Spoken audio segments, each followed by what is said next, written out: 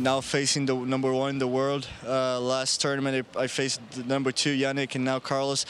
It's gonna be great to see where I am, how close can I be, and to see my level. I mean, I like to play against the best and try to learn, trying to figure out how they play, how they deal with pressure. So it's just going to be a special moment for me, a great opportunity. So I'm going to step on court, enjoying much as I can, and of course trying to win.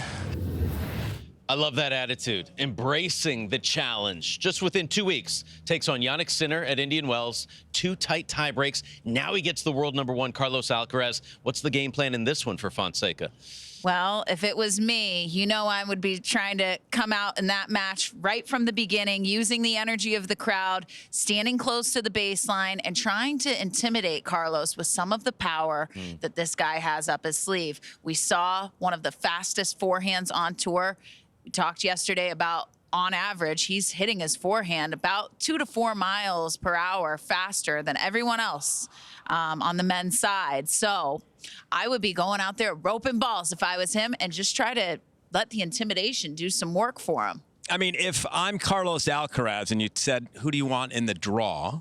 I'm fairly certain I wouldn't pick a guy with a 119-mile-an-hour forehand and 140-mile-an-hour serve who isn't feeling pressure, who's young. He's going to be going for it. He's going to have the crowd on his side. This is going to be a very interesting match. Alcaraz isn't accustomed to playing players younger than him that can match him power, not quite with speed. That's the one thing for me that Fonseca has a disadvantage. Of the two, I think Alcaraz can steal a few points with his defense. I'm not sure Fonseca can. Yes, and he's also not used to playing a guy who may have the crowd on his side. I mean, Alcaraz is beloved all across the globe. I don't know. Who do you think the crowd's going to go for more tonight?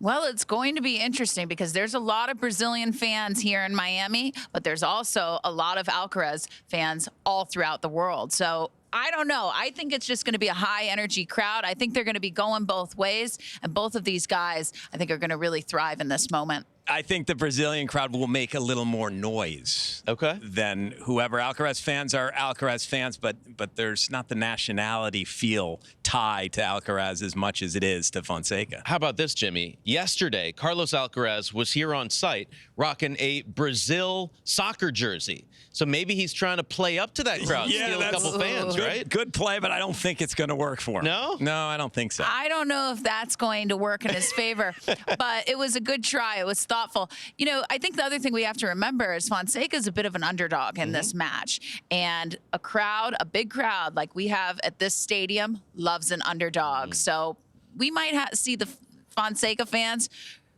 reaching a level of loudness that we haven't seen here before, and I'd love to see it.